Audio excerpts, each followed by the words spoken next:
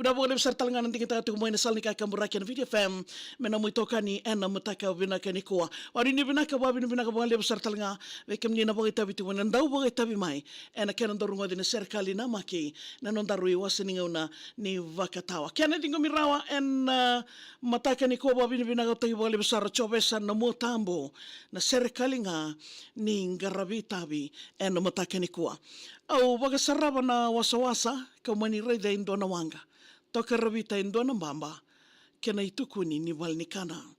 Tiko's Floating Restaurants era kai ni adana se Harbourville e kila iraramba.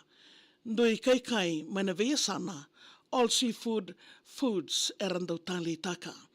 Verona vele utaki me utukuna saka ni hao se hai non raubosa ni wayandra. Newton Chin Kwong Yon e Kamba Sitaka, Anthony Ham Nam Namboso e Nraibataka. Ki matani katumba meu wakatulo sakayani, receptionist Makarita e Vengeravi. Mbolobinaka na bosa ndau bakayangataki, Harry K. Mata na doorman ni Veyakavi. Lamani dining au wakasarawa, waiter se waitress era dhaka. Tokani ni Vengeravi samaleka sara, aundiwa me umbutuka na mata e asawa. Me busoti niu dhabu ya dhambeka, supervisor Ana Taufa ke wa rakaseta.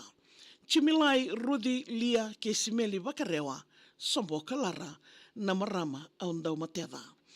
Aurai na ba nduritu na medha, wei matangali ngunu e kila maleka. All rings and dau waka marigeta, dau solonga ngori au kila, tau solonga ngori au kila e tau kena. Head chef Chochi ke taraya silendua. Sito William Luisa nonrau nambarua.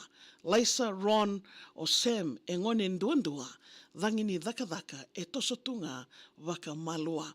Auntie Lily na maramandau wawavi. Wei mataka meadha wanai kawi. Dessert kethe e kila na kenra wei matangali. Kenre mboi nda wakabuna menda muriani. Nge kere mengu sasuka. Mengu lesu ina lingu banua. Marabu na wasa levo na dhonga ua. Nge na mai talevi muto tale warua. Ya bekem ni na dobo da tigo mai maleka na kena leka nonga. Dombolo vina ka wambulan bekem do na Vengeravi na Tiko's Floating Restaurants. En tombo suba na wangalib sara na Vengeravi vinaka. Na wangalib talaga na daun dingi tagatoga na salnika kamburaki na video FM en na vesinga kia sar. Kung ngole da volana na mo serikali, email taga mai viao maria@videofm.com.fj. Gidaw na makitiko, ngaw na batawango, moni tiki na waromboka, ena na musalnika kamburaki na video FM. Sama talanga.